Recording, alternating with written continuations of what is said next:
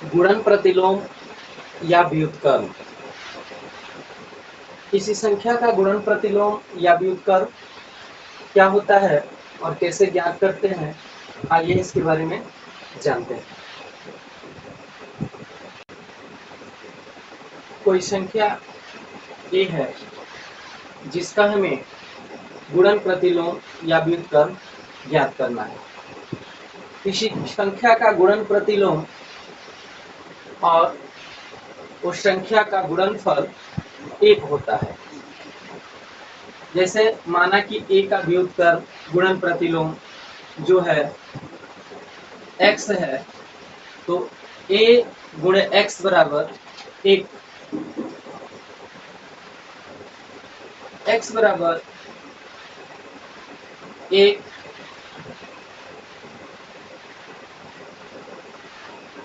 बटा a।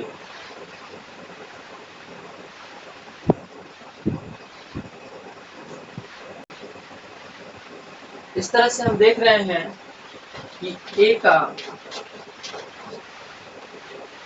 गुणन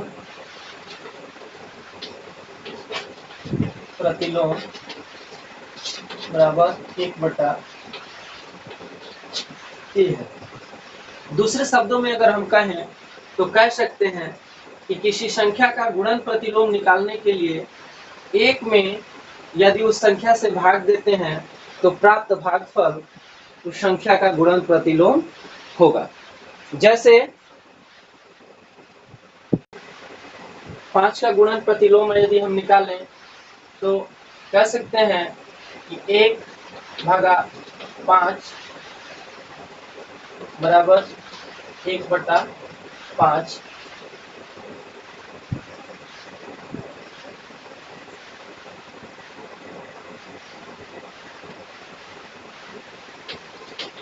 पाँच का गुणन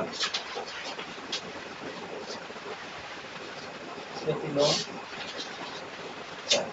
अर्थात किसी संख्या का गुणन प्रतिलोम निकालने के लिए एक में यदि उस संख्या से हम भाग करते हैं तो प्राप्त भागफल जो होता है उस संख्या का गुणन प्रतिलोम या व्युत्क्रम होता है।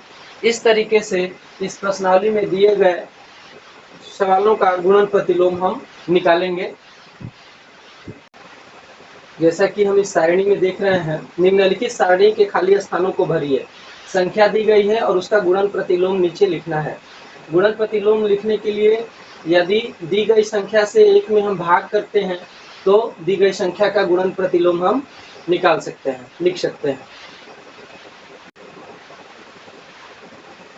इस प्रकार हम देखेंगे कि -13 का गुणन प्रतिलोम लिखना है तो -13 1 भागे -13 बराबर 1 गुणे 1 बटा 13 बराबर 1 बटा -13।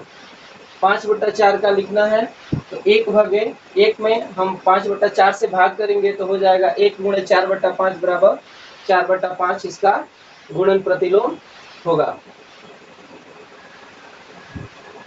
4 बटा -7 का गुणन प्रतिलोम लिखने के लिए 1 भागा 4 बटा -7 होगा 1 गुणे -7 बटा 4 बराबर -7 बटा 4। -5 बटा 8 सॉरी -5 बटा -8 का गुणन प्रतिलोम 8 बटा 5 और -1 का गुणन प्रतिलोम -1।